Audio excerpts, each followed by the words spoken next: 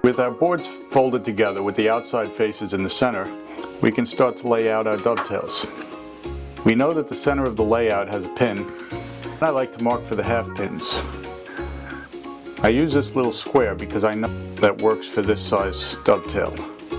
Then we find center again, and one last time. We'll carry these preliminary marks down across the intersection of the two outside faces. I'm just going to center up and eyeball this and put a mark on either side across the intersection of the outside faces. And with that, our layout is complete and we can move on to marking out our dovetails. Once we have our layout marked, we'll again fold our boards, this time opening them up so that both of the outside faces are facing in the same direction, and we'll secure them together. Our first step is to take the marking gauge and describe our baseline on both sides of our boards. I'll save this setting to do the ends of the tailboard later. We start our marking down here on the pin board.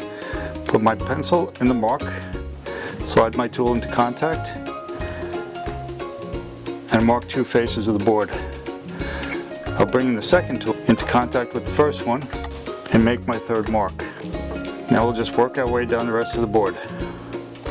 Contact, mark, mark, second tool. Now we just slide down to our next line.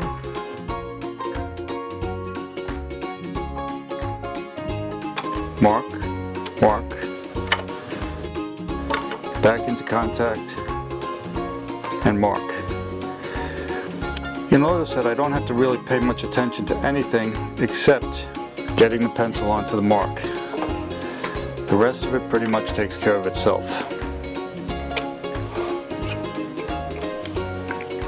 We'll just work our way down the board.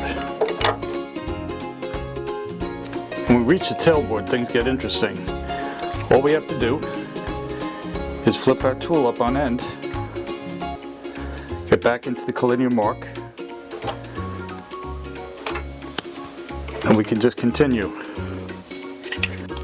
Collinear marking means the lines on both boards are going to be in exactly the same place.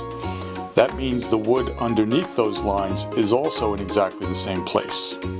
Splitting the line is the way to get a perfect fit.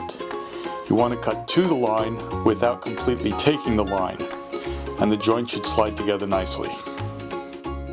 Total time to mark out both sides of this joint without the transfer is just over 4.5 minutes.